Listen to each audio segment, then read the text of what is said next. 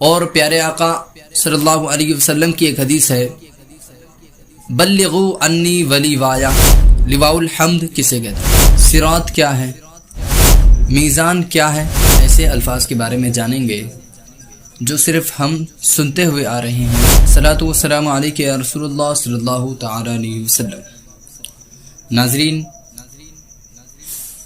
پھر سے خوش آمدید کرتے ہیں آج کی اس مختصر سی ویڈیو میں۔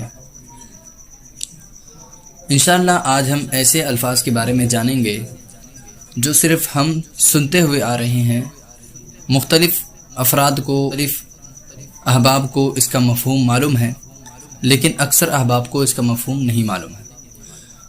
تو وہ کون سے الفاظ ہیں اور ان کا مفہوم کیا ہے، ان کا مطلب کیا ہے؟ تو الفاظ یہ ہیں، پہلا ہے میزان۔ میزان کیا ہے؟ میزان کیا ہے؟ دوسرا ہے صراط۔ صراط کیا ہے؟ اور تیسرا ہے حوض کوثر۔ حوض کوثر کیا ہے؟ چوتھا ہے لواء الحمد، جو اکثر ہم لوگ سنتے رہتے ہیں لیکن اس کا مفہوم ہمیں نہیں معلوم ہے۔ لواء الحمد ہے۔ اور پانچواں جو ہے وہ ہے مقام محمود۔ مقام محمود کیا ہے، یہ کسے کہتے ہیں؟ انشاءاللہ آج کی اس ویڈیو میں ہم اسی بارے میں بات کرنے والے ہیں، تو ویڈیو کے آخر تک بنے رہیں۔ جیسا کہ پہلا سوال ہے کہ میزان کیا ہے؟ میزان بروز قیامت قائم ہونے والا ہے۔ میزان حشر کے میدان میں ایک ترازو کا نام ہے۔ میزان اسے کہتے ہیں جو وزن کرے، ترازو۔ اس کے دو پلے ہوں گے، دو پلے ہوں گے جس میں اعمال تولے جائیں گے۔ اعمال تولے جائیں گے، اس ترازو کا نام میزان ہے۔ اس ترازو میں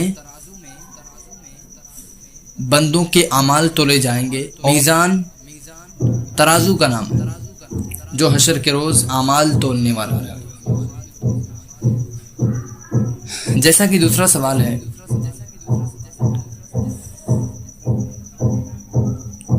صراط کیا ہے؟ ہم نے قرآن میں بھی پڑھا ہوگا، سورہ فاتحہ میں ہے، اہدنا الصراط المستقیم، ہمیں سیدھی راہ چلا۔ تو صراط کا یہاں پہ خلاصہ ہمیں معلوم ہو چکا ہے کہ صراط جو ہے وہ راستے کو کہتے ہیں۔ صراط ایک پل ہے۔ صراط عربی میں راستے کو کہتے ہیں۔ یہ پل ہے جو جہنم کے اوپر بنا ہوا ہے، جس پر ہر انسان کو چلنا ہے، اور اسے کراس کرنے کے بعد، اسے پائے تکمیل پہنچنے کے بعد وہ جنت کے راستے میں، اصل میں یہ جنت کا راستہ ہے۔ صراط جنت کا راستہ ہے۔ کچھ لوگ اس میں تیزی سے جائیں گے، کچھ لوگ گھوڑے کی رفتار سے جائیں گے، کچھ لوگ ڈرتے گھبراتے جائیں گے، اور کچھ لوگ ہوا کی سپیڈ میں جائیں گے۔ تو جس کے جیسے اعمال ہوں گے وہ اسی رفتار میں جائے گا۔ صراط جہنم کے اوپر ایک راستہ ہے، اسی کا نام ہے پل، صراط کہتے ہیں۔ جیسا کہ تیسرا سوال ہے، حوض کوثر کیا ہے؟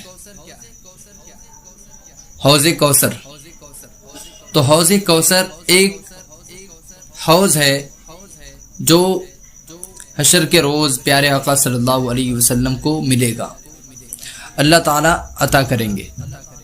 اس کی لمبائی اتنی ہوگی کہ 1 مہینے تک چلیں گے تب اس کا سفر طے ہوگا، اور چوڑائی بھی اتنی ہی ہے، یعنی جتنی لمبائی ہوگی اتنی ہی چوڑائی ہوگی۔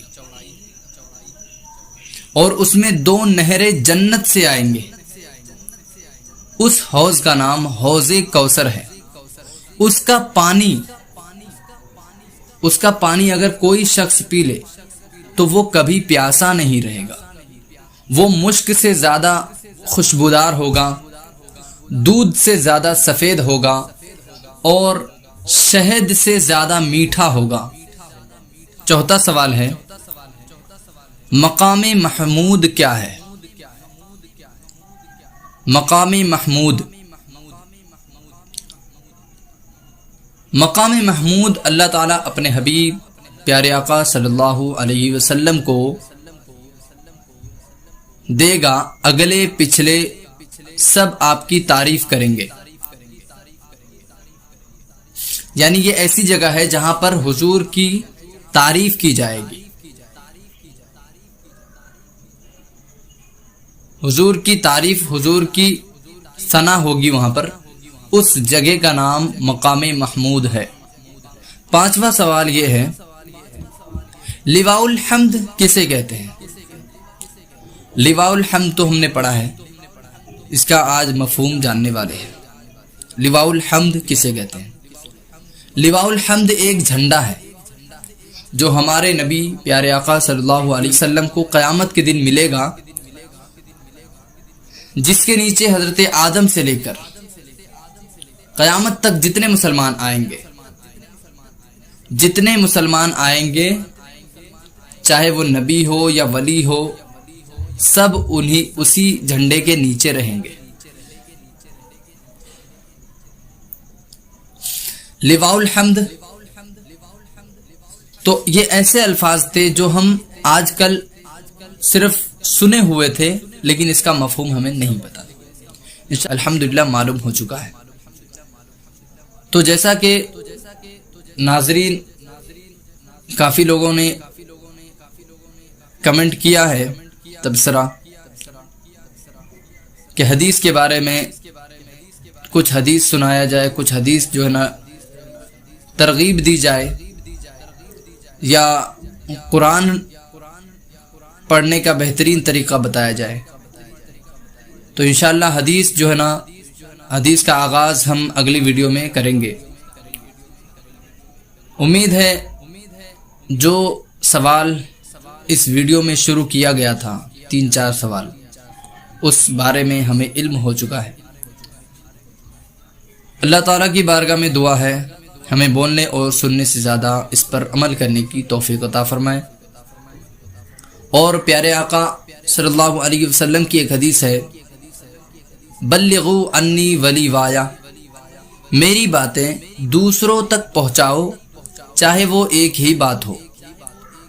تو یہ ویڈیو اصل میں ایک پیارے آقا صلی اللہ علیہ وسلم کا پیغام سمجھتے ہوئے آپ تاکہ اس حدیث پر پیروی کر سکے. تو امید ہے آج کا یہ جو درس ہے، آج کا یہ جو اسئلتن ہے، وہ آپ کے ذہن نشین ہو گیا ہو. تو جیسا کہ ہم نے حدیث میں کہا بلغوا انی ولی وایا، میری باتیں دوسروں تک پہنچاؤ چاہے وہ ایک ہی بات ہو.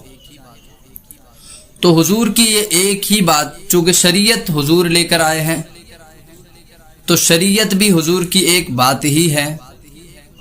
تو جب شریعت ہم سیکھ رہے ہیں تو دوسروں کو بھی سکھانا لازمی ہے، کیونکہ حدیث میں آیا ہے طلب العلم فریضۃ علی کل مسلم و مسلمہ، علم دین کا حاصل کرنا ہر مسلمان مرد اور عورت پر فرض ہے.